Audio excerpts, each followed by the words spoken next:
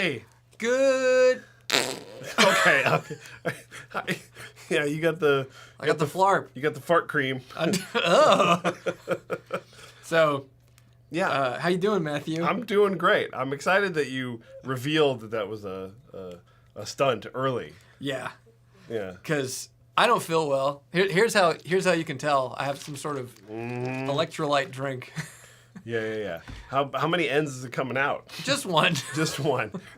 As I asked you this morning, the good one or the bad one? Yeah. And everybody's mileage varies on which one. Very true. Which one they'd prefer. But anywho. Gross. Good morning, everybody. What a way to start a weekly live stream. Yeah. Happy Friday. Happy Friday. We did it. We're here. I'm what here. What a weird week. Despite not feeling good. Yes. Yeah.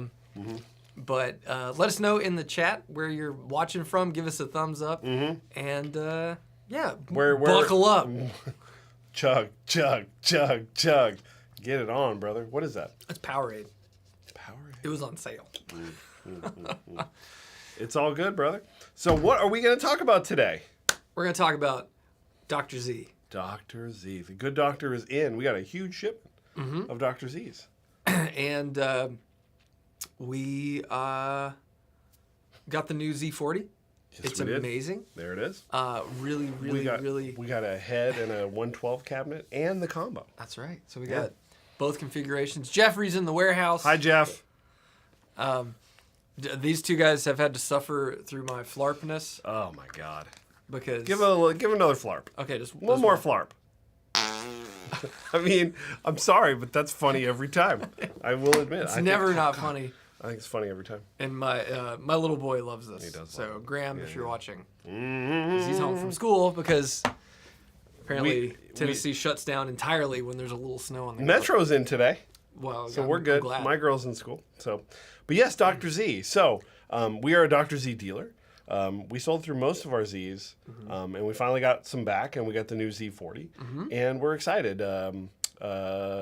What is your very first impression? Well, talk about what it's supposed to be and the history of it, and then we'll talk about our first impressions of the new amp.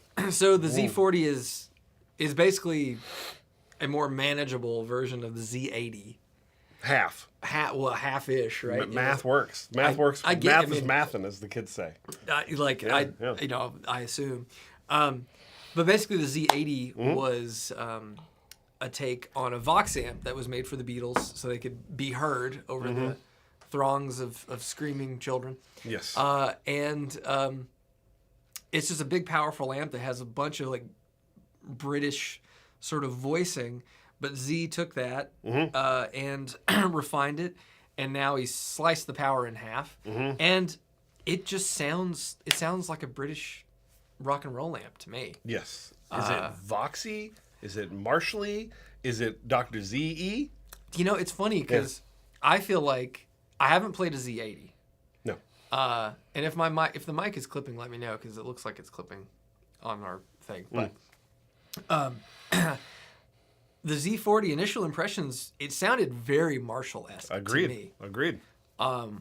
It didn't have that sort of really chimey Vox like high end. But you could probably get it there because the EQ works. The cut control is very subtle. Very subtle. But everything else was doing what you would expect it to do. And I like it. I mean, we played the combo. Yes. We hadn't played the head and cab. But yeah, we got them in, and then we had 2 snow days. Yeah. You know, so we've been catching up a little bit here. But I do like that the combo is the Z28 style, like the bigger cabinet with the controls on top, which is really cool. I think it looks beautiful. Yes. So that's exciting. Excited to fire up the head and cab version today. Yeah. The same speaker, right? I think so. Assume yes. so. Yeah. Because it's got. We'll pull it up on their website here in a minute. We could talk about it. Because I think it has the warehouse like 90, I think. The 90 something. So we'll look and make sure. But yeah. Sounds great. And Dr. Z, I think the head is what, $18.99? $18.99. And the combo is $22.99. And the cab is $7.99. That's correct. Man, you got it. Yeah. Good job. Well, I'd remember because I had to type. We typed it into the descriptions. Yes, it was very nice for us to do that this time. If I go to TPS, I can play the Z80. Yes. But it's a fabulous sounding little amp. Yeah, which all Dr. Z's are fabulous sounding. Yes. They are all wonderful. They all sound like Dr. Z's. They do. They've got a very distinctive sound, which I think is great. So yeah, it's really cool. But I feel like, this one, if I've played a Z80, or sorry, if I've played I can't remember if I played a Remedy, which is like, that's the older amp that was definitely more Marshall inspired. And I've heard nothing but great things about that amp. But this thing sounds kind of like an idealized version of what you would hope a Marshall would sound like. Because it had a ton of headroom if you wanted it, but the breakup was great. Really incredible. Master and the gain or volume knob worked awesome together. Yeah. So that was cool. But we'll do some reels probably for tomorrow. When you feel a little bit better and we're in the store, getting people to come down here on a Saturday. So yeah. Oh, and by the way, if you are around tomorrow, we're here 10 to 4. So with lots of amps to try out. Yeah. And what else did we get in? So we got. You know what? We should pull up highvoltageguitars.com. Let's sell something right now. And show the font. You know what? What, dude? I want to do this thing. What are you gonna do? I always open up my browser. Yeah. In like my browser, and you can see all of my bookmarks. What's wrong with that? Well. Oh, you got some stuff on there? You don't no, want to but I just in case you're shopping for the wife or something. No, it's not that. I just want to keep it. All right. Okay, so let's pull it up here. Boink. Oh, look at that. It's already. Just cover my face. Oh, should I? Yeah, why not? High voltage head. So from Z. From there. Not that you can really see all this. Is it small? Let's see. Could I enhance? Let's put it in mobile. There we go. Look at this. It is. Looks good. So here you go. Z40 head in 1x12 cab. Beautiful. The Z40 combo. Cool. Got that in. We got this. Look at this. Ooh, yeah. I forgot about that. Octal Six, and we're the first people because we said, hey, we're getting everything else with the Z-Rec grill cloth. Yes. Can we get the Octal 6 in Z-Rec grill cloth? And they were like, it's not normally the thing. And then Dr. Z called me. He's like, you know what? Yeah. Is that how he sounded? Yeah. He's like, you know what? I can't do it. You can't do the voice right now? I like it. I always enjoy when you do the Dr. Z voice. He has a very specific It's voice. exciting. And what does my voice sound like? You want me to do an impression of you? It's like Terrence and Phillip? That's what that was more Devin, I think, than it was. Classic Devin Booth bit. So it's cool to get that one in. It looks great, like all the ones. You can see the Maz right next to it. We got the Maz 18 in with 212 combo, which is great. Oh, sorry, 210. I forgot. The 210 is what Jeffrey uses. That's what Jeff's got. That's what Jeffrey in the back. Shout out to Jeffrey. Jeff in the back. Z-Lux. Right here, 112. That thing is super cool. And we've had that for a while, but we're ready to pop that guy. It's a beautiful amp. The Carmen. 210. Also 210. And then we got this in. Boink. Carmen head and cab. Classic. And it's... Someone asked about the Carmen in the chat here. Yeah, where was that? Let's see, who is that? Thoughts, right? Samuel right here. Samuel Rutherford. Samuel Rutherford, you sound like a... Sound like you have money. Sound like you come from money. You're donating. Donating to the trust. What are our thoughts on the Carmen? I've owned 2 of them. I've always loved the Carmen. It's a very unique amp. Yes. It's an amp that I think that, based on its unique sound, how cool the tone knob works, I think it's like something that everybody should experience and own. Because I think it's a great amp. Doesn't sound like anything else. So you can add it to any collection. Yeah. I always, unfortunately, had one when it was the only amp I was really using, and with the non-master volume, it was difficult to sort of wrangle. Yeah. Now that they've put a good master on there, I want another one.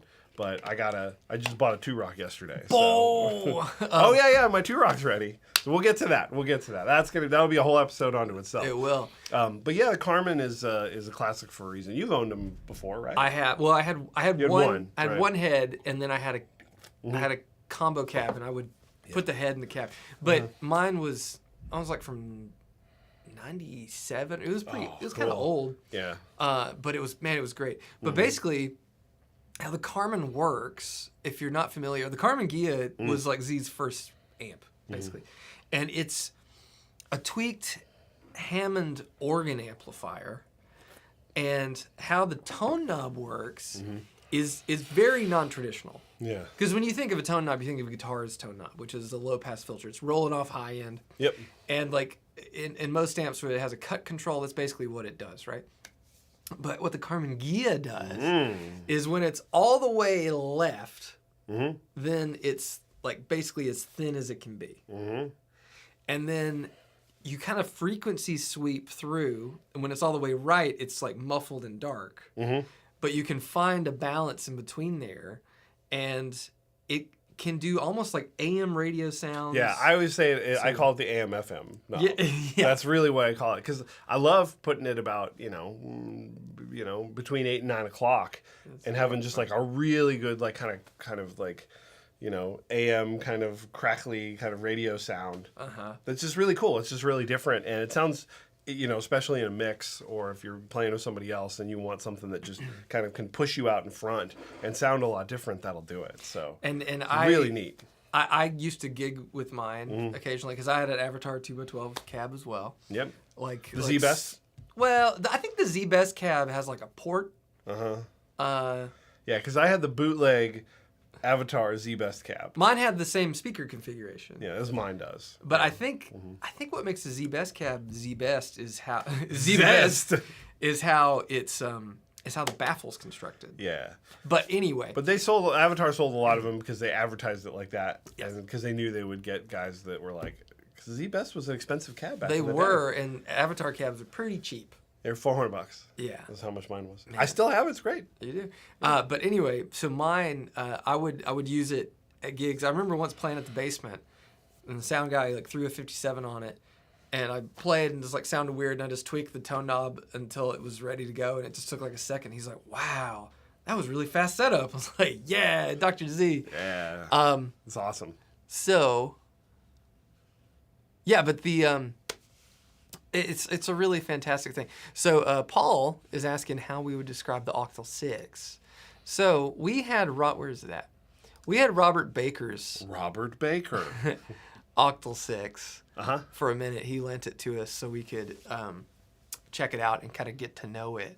But the Octal Six is very different. It's probably the most American sounding Dr. Z. Okay. Because it's kind of like you took an old school Tweed that has octal preamp tubes. So basically, hold on. You got something going on here, brother? Ooh, there you go. Visual aids. Yes. So power tubes, right? Power tubes are octal.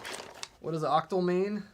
It means typically there's 8 pins, or at least there's 8 sockets. It doesn't always have the same number of pins on there, but there's 8 potential pins, and so the preamp tubes in the Octal Six look like a power tube, basically. And that's how all old amps were made. Like before the 12AX7 existed, they used octal preamp tubes. I ripped my box. You ripped your box? Man, that's going to... I bent my Wookiee.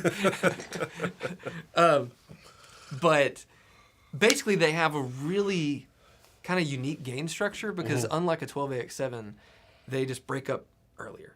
Yeah, and I think the reason why so many people, especially Leo Fender, went to the 12AX7 was to keep things cleaner. Leo always wanted everything to be cleaner, but in that you lose all that juicy compression and distortion. But the Octal 6 kind of has that. It's 28 watts, so it's pretty loud. Yeah, it's cool. It's a great amp. It's to me, it's the least reminiscent of other Z amps as far as like sonically. I think like the Gia and the Maz sound like they're part of the same family. Yeah. And this is like a cousin or something. Yeah. You know what I'm saying? Yeah. They're I do know what you're saying. Maybe like a third cousin. somebody. Yeah. I guess. You know? Yeah. Well, that's good. That's good. That's good. But yeah, I think it's someone brought up on there, Brian Carpenter here. Pop that up right there for a second. I think it's an interesting thing because I think that we all we deal with this in the pedal world a lot, where people want to know exactly what something is based on, right? Like, and everything is it's like that with all gear, right? People want to know, well, what is it, right? Well, always put it over my face. No one needs to look at this. People always want to know, well, it's their version of this. Is it a Marshall? Is it a Vox? Is it a Super Reverb? Is it a Tweed? And the doc gets a little bit murky with a lot of his stuff, you know what I mean? As a good amp builder should, because, you can do stuff like maybe like the Z-Lux, which is like a pretty particular kind of sound that he's going for, and then everything else sort of gets interesting. And so you kind of just have to hear this stuff. Yeah, do you to think... know? So it's harder, I think, and I don't know what other amp builders we talk about Two Rock a lot. Like it's not a good amp shouldn't be a 1-to-1 thing. You can make a nice amp that's a 1-to-1, right? Where it's like here's my version of blank. I mean, we do that with some pedals, but the good doc, man, it gets it's not just straight up like here's my AC30, right? Here's my AC15. Here's my blank. It's like you start using Fendery, like a Mass 18. You could say it's a Fendery Marshall Voxy thing, and what does that mean? It means that it does all of it because it just sounds really good. Yeah, right? And it's funny. I feel like guitarists, more than, I don't know any other hobby or anything that people have to have some frame of reference for. I feel like we're so traditional. We need that sort of familiarity to experiment. Yeah. Not everybody, of course, but it's a weird thing. Well, you want to know where you want to know where your home base is. It's like you need a control and then you need a variable, right? You do, but also... But it's hard. It's like people want to know. It's like and that's a lot of it is because it's like an online thing. Like if you just go and you play something, but it's like that's a whole nother topic when it comes to the difference between you're deciding what you want and then you're going to buy something that sounds like that versus like I'm going to play everything and get inspired and then just get something because I like what it's doing. Like that's two different philosophies when buying gear. And so that's where it gets interesting. You know what I mean? Because if you were somebody that came in and said well, I'm looking for this specific thing, how would you recommend them a Dr. Z? Yeah. Right? It would be hard, right? Versus play it and then you're like, oh, which one? Yeah, it's. I still think the Z's, you can sell it. I think that. Yeah. I think so. There is a thing that they do that other amps don't. All Things Weatherly super chat. Oh, here it is, right? Taco Fun, thank you. Let's get in there. Any thought on the big Puft becoming a standard Double D release? This pedal changed my relationship with fuzz. It's honestly the best. The best. Man, I like. I see your phone typos. I appreciate it. I like them. We're working on it. Yeah. This went so well. The amount of people that it's huge. You can't tell how it's bigger that's bigger than your face, dog. Is it? Yeah, it's bigger than your face. Big head. You got a big head. No, I think that for me, I've played a lot of that style of circuit over the years and never really bonded with anything until I played that one. Man, that's happened to have that effect on you. You definitely do. It's why I wanted to work for you because I was like, everything that you make is how I like things. Right. And so I'm like, oh crap, that makes a lot of sense. So it made sense for me to come over. But yes, I think that's definitely, we definitely want to do that. At what point we're going to, when, I don't know. We have so much stuff to get to. Yeah. We haven't even released Argo Deluxe yet. Not yet. We're working on that. But yeah, hopefully this year. So yeah, and if we do it in a production it'll version, be smaller. It'll be smaller. And what are you doing? Something's rattling. What is that? It will not be through hole like this because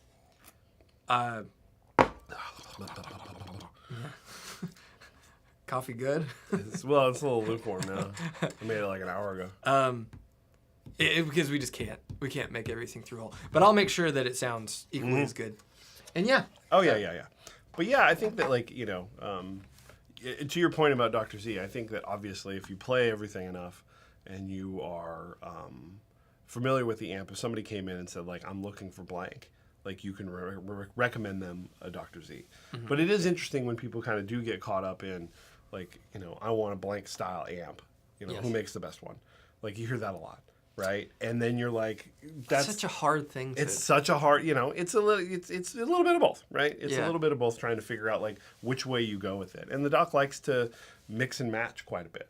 You know what I mean? And do some unconventional things and to get some interesting sounds, and I appreciate that. Yeah, and I think, you know, above all else, they're making an incredibly high-quality amplifier for reasonable money. I think they're too cheap. Some of them are a bit too cheap. The pricing is intentional because I think he wants to be affordable in that range. It's still a lot of money, but comparatively, I think that his prices have stayed very reasonable, and that's intentional because he wants everyone that wants one to be able to get one, and I think that's really cool. Yeah. And it's like, I look at the pricing sometimes, it's very hard for me not just to go, gimme. Yeah. You know what I mean? Yeah, and it's funny how I've owned a lot of Zs, I've played a lot of Zs, and I definitely feel like I have a connection to those circuits. Mm-hmm. And maybe it's just because that is the brand I cut my teeth on with boutique amps. Same here. When did you get your first one? What year? I was living back in Sparta. Mm-hmm. And that's probably like 2011. Yeah, I got my Carmen head in 2003.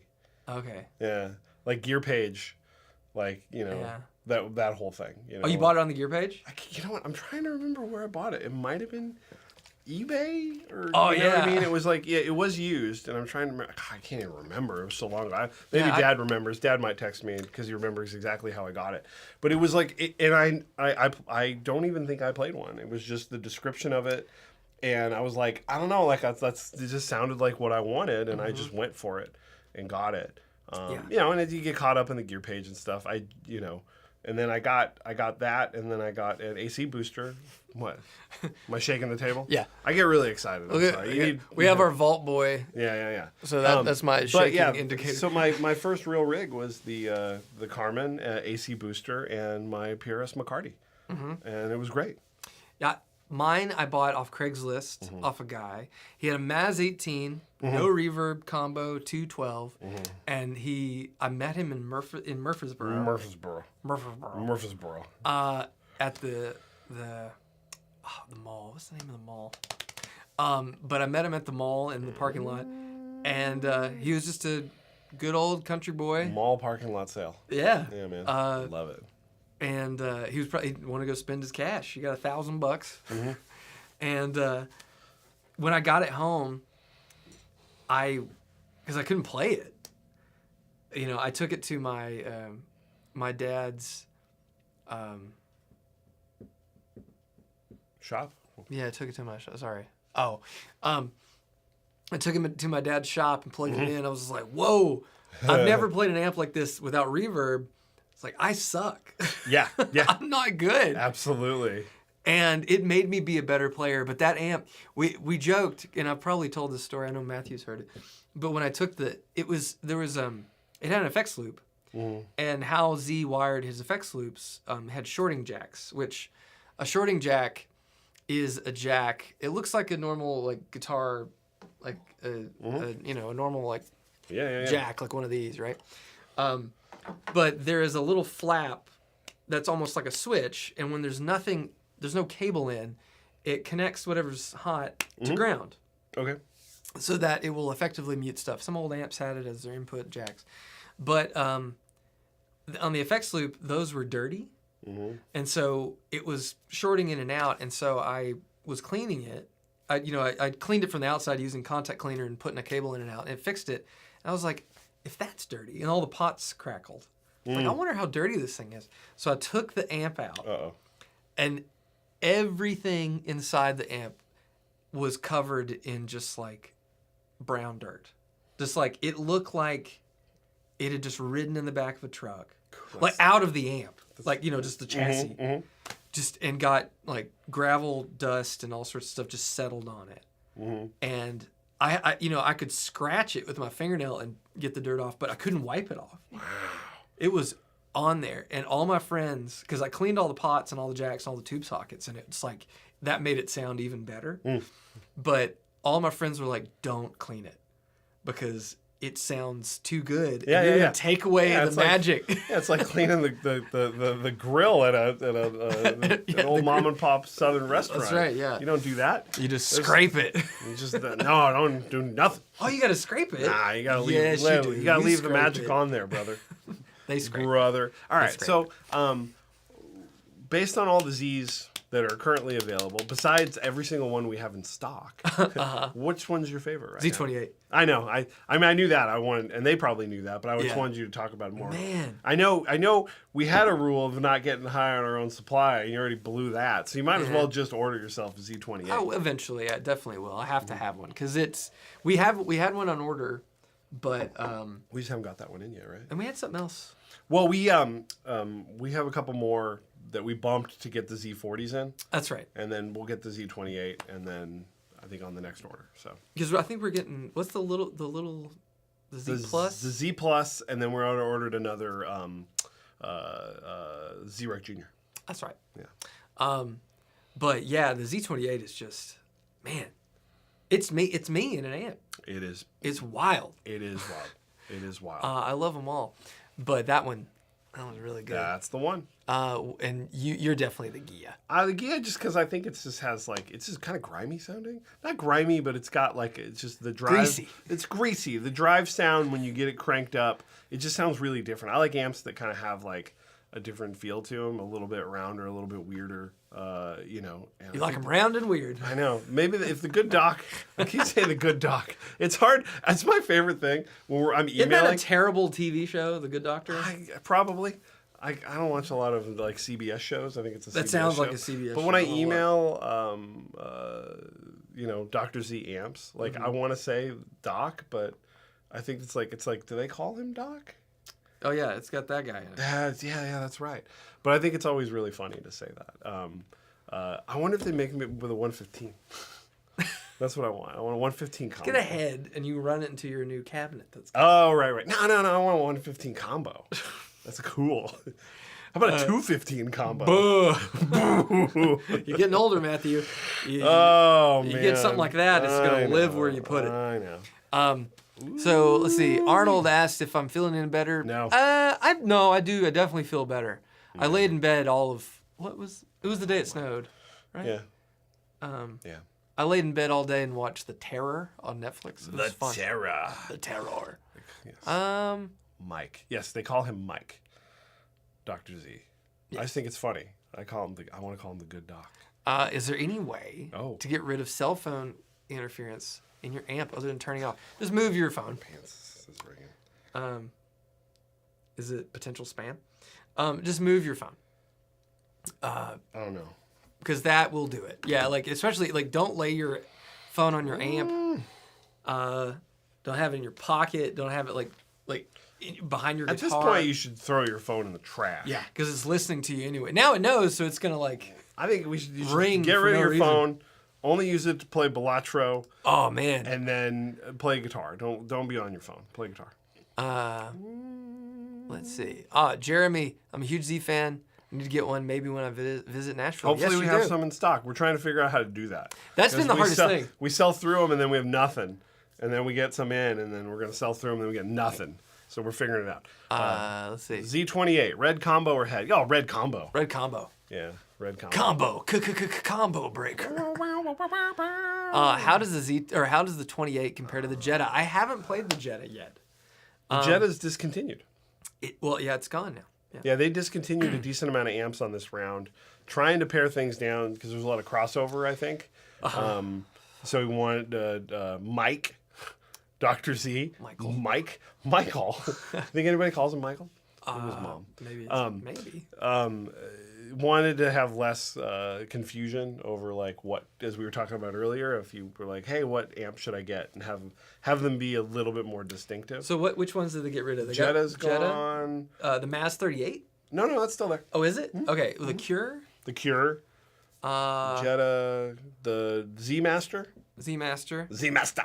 Z Master. It was like the Joe Walsh thing. I feel like there was another one. Did we say the Cure? Yes. The Nova? Is it still there? The Nova's gone. Nova's gone? Mm-hmm. Yeah.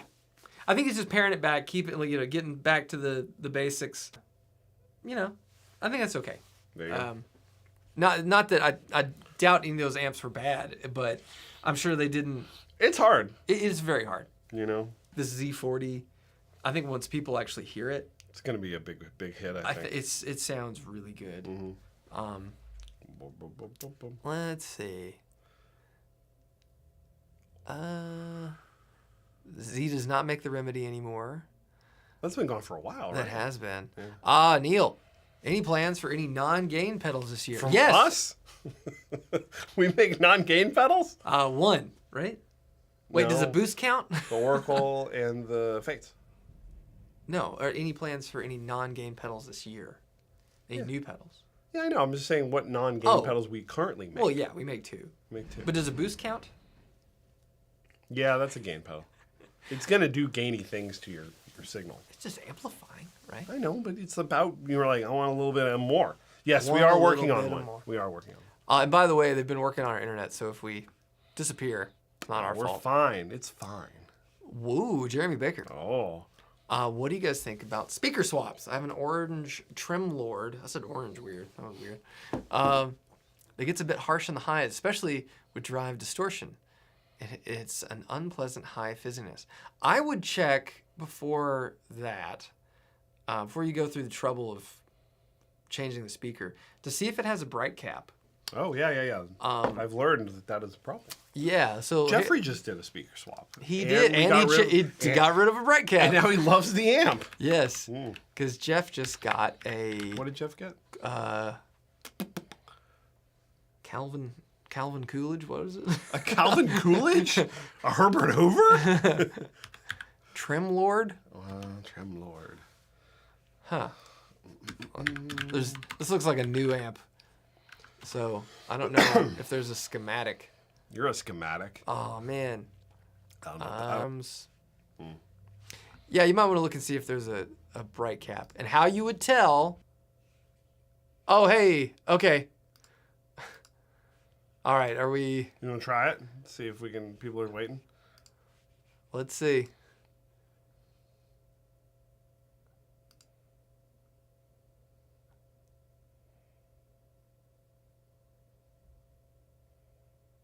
Okay.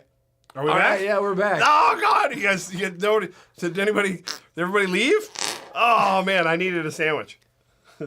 Wait, come on. Oh, I got one real good one. It's a funny thing, like with something like this, you gotta have one really good one before you can stop. That was pretty good. No. Graham is really good at this stuff. I bet.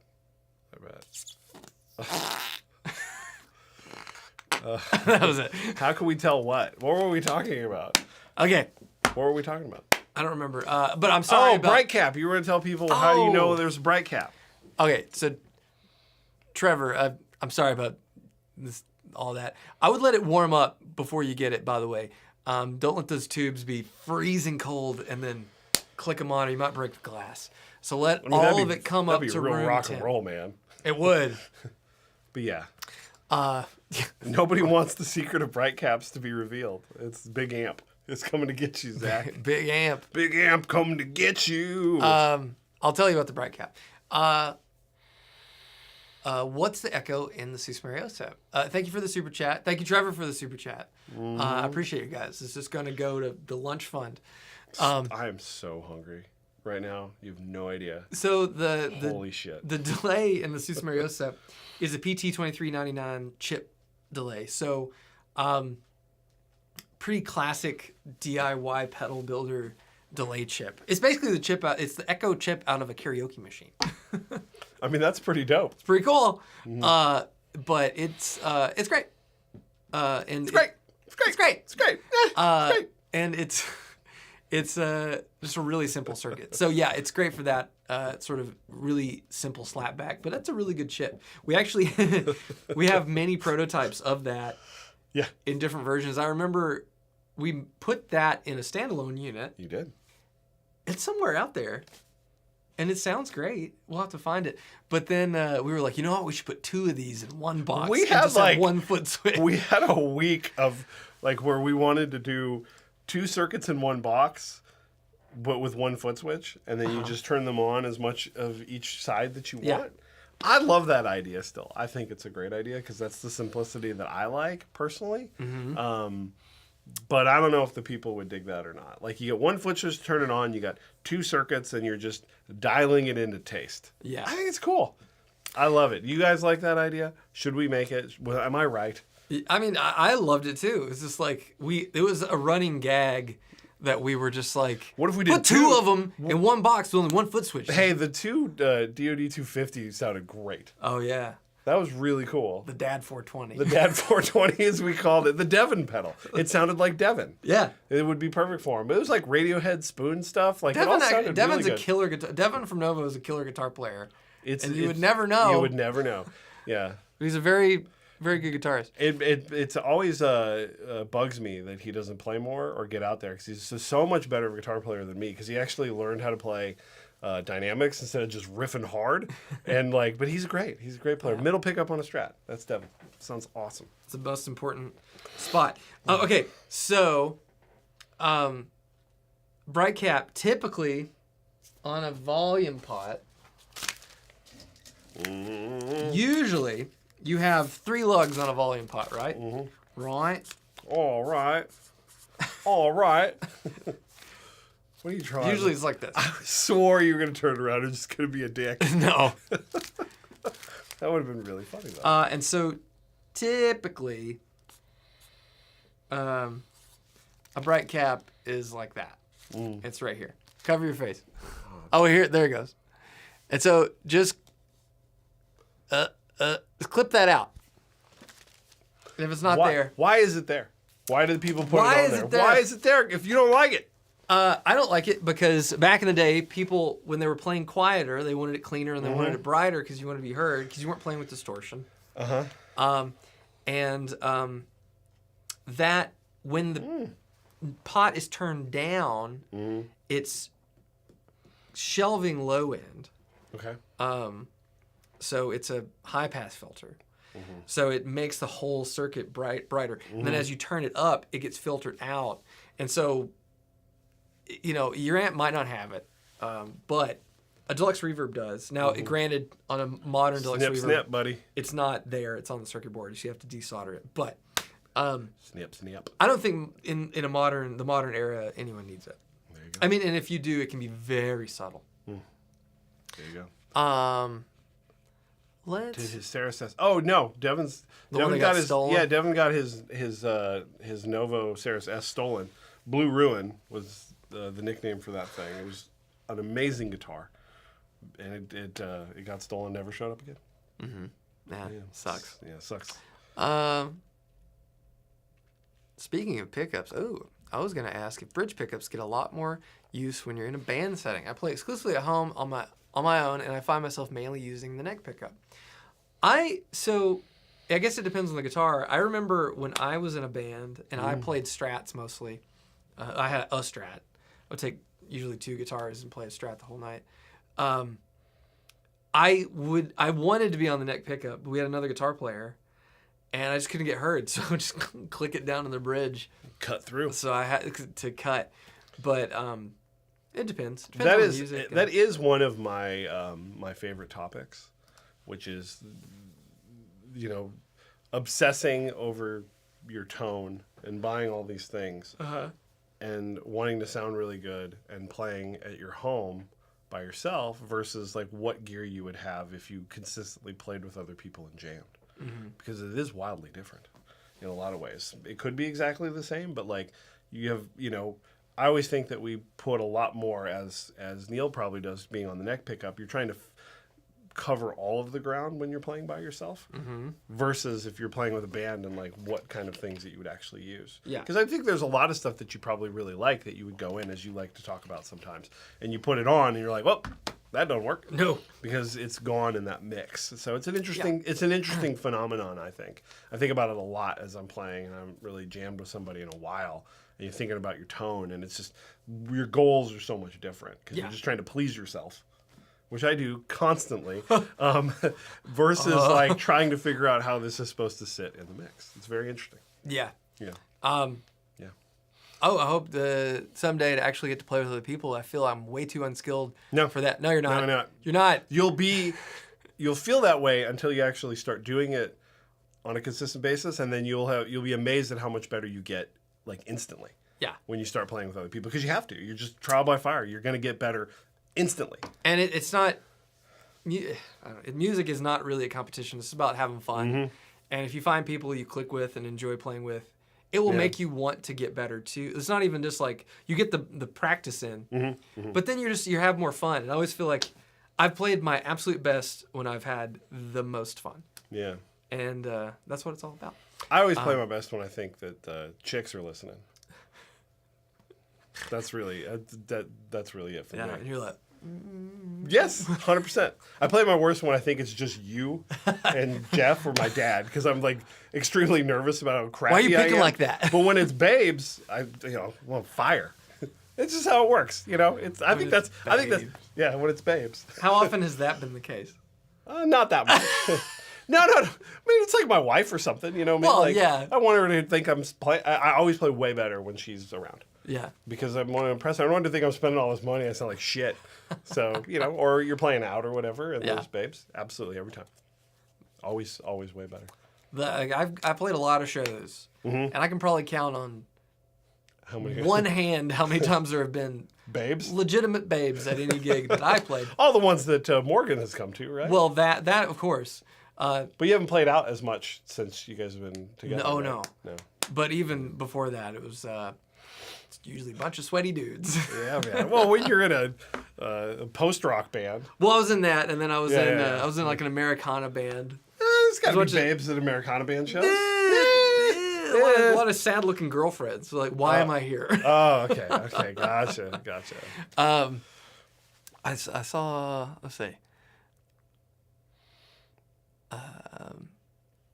My whole guitar life is built around playing solo. Been ages since you played in a mix. You want to know a good way to like improve that? Start recording yourself. Yeah. And when you hear it back, yeah. And it's funny because there have been many times where I've been like making the intro tracks to the demo videos and stuff, and I'll be using like a Les Paul, and I'm like, oh, this is gonna be perfect. I'm like, ugh.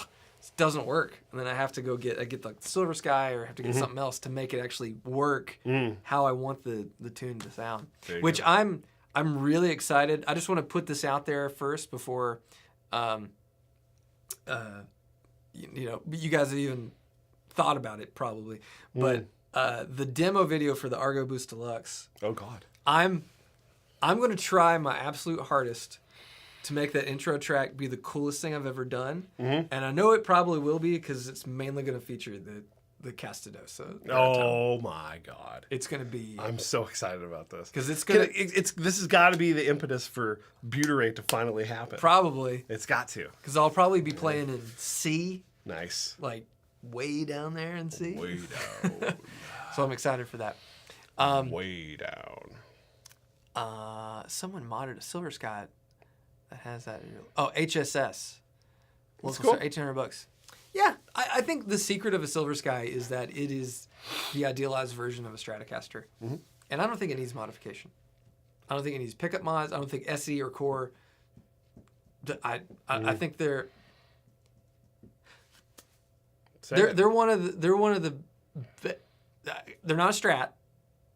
This is a Silver Sky. It's a Silver Sky. It's not a Strat. But I think S-Type. It is one of the best S-Types out of the box that money can buy in either instance, either the SE or the Core line. I think it's absolutely they're very nice. Perfect. Really nice neck. Yeah, and I think the SE you get it fret dressed and set up. I've also not liked a lot of 7 1/4 Strats that I've played, and that one didn't bother me. The Core. Yeah. Yeah, because the SE is it's different. It's like 8. Is it? Yeah. It's weird. Yeah, they're probably like, I feel like they probably just like made one. Like, oh man, dang it! I did it They as an measured it accident. and It was like, well, going I out guess like we have that. to admit that's what this is. Right. Um, SE is 8.5. Yeah. The core though, I played one and I was like, normally don't like that radius, but it worked really well. yeah. So I was like, oh, Adam, well, they got Adam it set. Baker College, get one. They go on sale usually. You can like, usually get one for periodically. $500. Yeah, it's the best $500 guitar. It's the best sub $1,000 guitar you could buy. Yeah, I'll agree with that. Yeah, yeah, like full stop. I mean, like Epiphone makes incredible stuff. Like a lot of people make killer guitars for sub $1,000, but I think the SE Silver Sky, for like the amount of money you're going to spend, which is not that much, is probably the best guitar you can buy for under $1,000. There you go. So yeah. Let's see. Any other questions before we wrap this We're up? getting up there. Indonesian Fender or Castadosa. Is that a joke? I hope so. Hero Glop. I like your name, Hero. I'm just gonna put this up here. Hero Glop. Mm-hmm. Castadosa, I but say Castadosa. you know, if you only have $600 or $700 to spend, you really want a Indonesian Fender. Fender could work. Yeah. Try to like PRS, but the necks feel so foreign to me. Mm-hmm. Nah. Play a Silver Sky. It feels like the best version of an S Type. Great. I have multiple hummingbirds, but I can't stand PRS because of the birds. No, you don't have to like it. You don't have get to. it. But okay, everybody that has ever said, I think the birds are really dumb. And I'll say, do you know why there are birds on the fretboard? It's a tribute to his mother. And I think that's beautiful. 'Cause Also, they watch birds as a together. person who's owned a PRS with birds for 22 years, you don't even really see them anymore after a while. No. It's like not like I look at it and go like, "There's birds on my guitar." What is this, Portlandia? But it just kind of, it's just I really like it. There's no way I was not getting birds. There's when I got mine. I just think it's iconic, and so. But I get it. It's like if you don't like that, and every bird is different. I think a lot of people don't realize that every bird's different. It's not bird in flight. It's a different bird. 30. That it basically does crystal clean, and not crystal clean, and then just brutal death. And it's fab. But the rev stuff sounds good. I think from like a function standpoint, they're really interesting. Put a bird on it. Thank you guys Put a that all bird got on the it. Portlandia reference. What's your opinion for a complimentary drive pedal for the Herc Deluxe? Well, what Mythos pedal could you? Well, if you got a Herc Deluxe, it covers so much ground. Yeah. Like, what else would you? What else? Oh, that was cool. That was weird. Oh, they got them long necks. What else do you need? Maybe just a boost to go with a Herc Deluxe. Yeah. Oh, Paul sent us a super chat. Man, I'm getting some you. cash today. Thank you. Man, I was gonna buy lunch. Now I don't have to. Yeah, I think just a booster, because if you have that extra, this gain stage on top of all the gain that's there, unless you need something drastically different. Yeah, like Cestus. Cestus would be cool. That's what Jeff's recommending, and Jeff's usually right. Jeff makes. Jeff has both of those on his board. Oh, RJ, James Tyler guitars at high voltage. I would love to see it. You know, it just. I've never played one. I've played them and they're fantastic. Yeah, and you know RJ's what? got a couple. I like the RJ, bring yours down, dog. Yeah, come on play down, hang out. Let's have a party. Yeah. I like the Tyler headstock. I think I do too. Cool. I do too. Tyler. I love it. I'm like, there's very few things that I'm not like. I'm like, like I like a lot of stuff. It's cool. What, okay, well where's Paul? Let's throw Paul up here. Paul. Thank you, Paul. We appreciate it. Tacos and chains. What wisdom? Just general, or you have a specific question? I like this. PRS are too consistent, huh? I hate that argument. It's dumb. Yeah. Mjolnir after it. I mean, I have a Mjolnir on my board with a Herc Deluxe, but I don't use the Mjolnir for a ton of gain. I use it to just shift the mids around and do some cool stuff like a Mjolnir will do. So I agree with that. Yeah. But you know, it depends on how you use your Mjolnir. Because of his mom, but I have my own mom. It's still a nice sentiment. It is a nice sentiment. Everybody call your mom if you can. Well, there's a. We could have done this shootout, but we sold our Contra's baritone this week. Yeah. Shout out to that guy. Who and bought the Alcone is at the house. I don't remember. Is at the house. They're okay. They're all very different. The Castadosa baritones, the Alcone that we have feels different because it's a wrap tail. Yes. But as far as playing, they feel very similar. Yeah, it's just the difference between having a wrap tail versus having a mastery bridge and trem. Yes. But it's the same woods.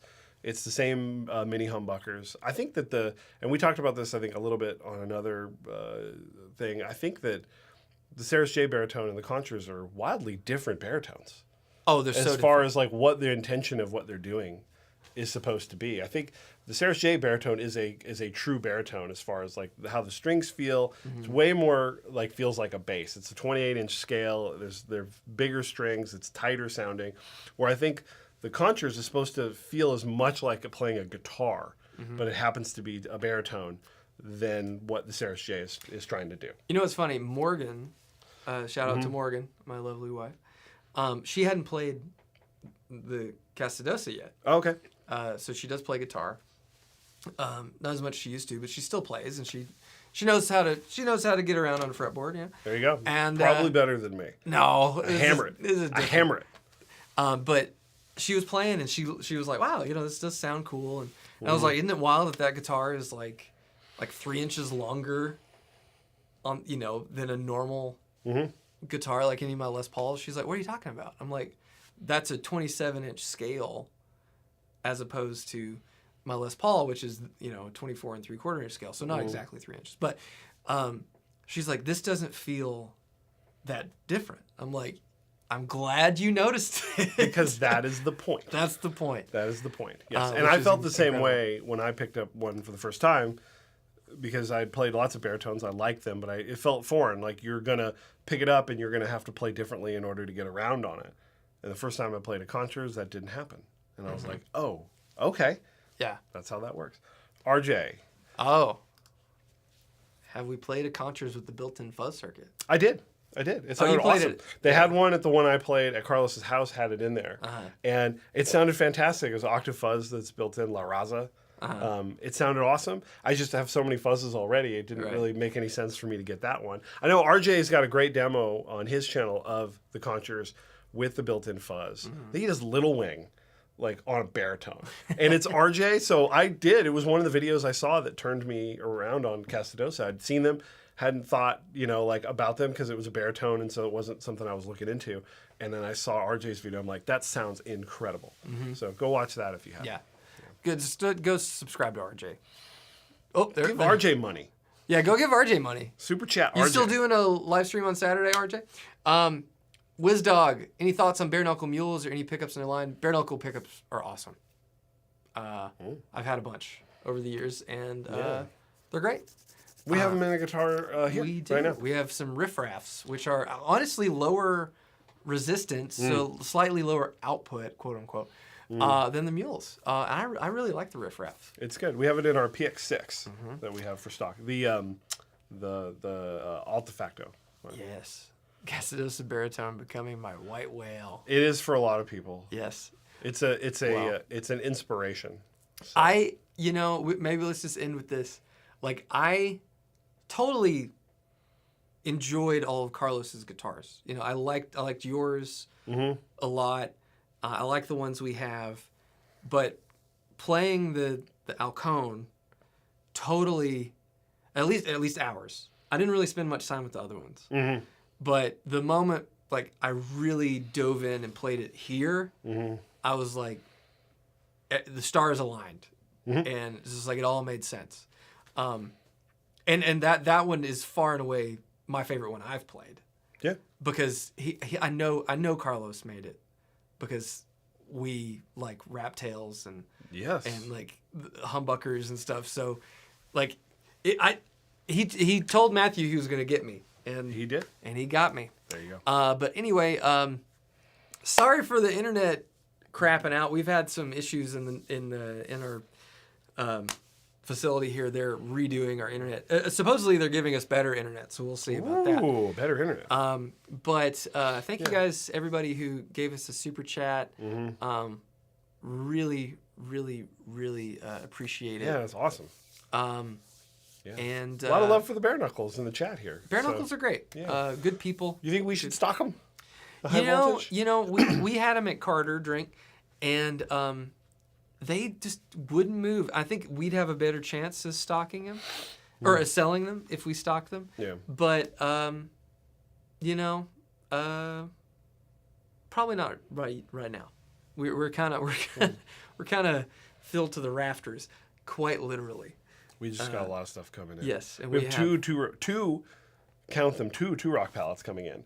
So we got lots of good stuff. A lot of it's sold already because people just could not wait, which is great. Yes. But we do have a decent amount. So, there's going to be, people are going to have to come down. It's an Ampapalooza down here. Oh my gosh. So. Yeah, when those pallets, it's wild to say pallets of two pallets of two rock. Of two and rock. the next, not the one we have one coming next Wednesday, and then we'll have one coming the following week, and on that one will be my Vintage Deluxe that I ordered that Eli surprised me that it was done already. Yeah. He called me on the phone and said, "Man, your amp sounds great." I'm like, "What are you talking about?" I'm like, "Oh, so there it is." Right? We got 4 rocks. Excited. We got 4 rocks. There's so many rocks. Paul, what kind of? Yeah. What's the skinny on the pickups that Frank Brothers puts in their guitar? Wound by McNelly. They make really nice stuff. And they're beautiful production too. They have really, really nice work over at McNelly. And man, those pickups sound how you want a vintage voiced humbucker to sound. And it's as simple as that. They just sound right for a that sort of thing. Yeah. But anyway, I gotta eat. You gotta eat. Well, what are we gonna have? Everybody usually asks us what we're gonna have. Well, we gotta go open the store. Again, geez. Sorry about all the internet tomfoolery. Appreciate you guys. If you don't, please subscribe to the channel and keep your eyes on everything coming from High Voltage. We're gonna be posting more videos and stuff soon. Pretty soon, we're gonna turn Matthew's office into a version of this. It's coming close. Also, we have picked a date finally for the Argo Deluxe to come out. Oh, should we announce that? Sure, yeah. No Del Tacos in Nashville that I know of. He said they're opening one. Really? Yeah. When? I don't know. I haven't heard of that either. I love Del Taco. We are aiming. March 28th. March 28th. Yes. So if all goes according to plan, I think the snow might have thrown a little bit of a wrench in the works. But we're going to try our very, very, very best to have them at stores on that date. Working hard. So, yeah. But anyway, thanks, everybody. Appreciate you. Talk to you later. Bye.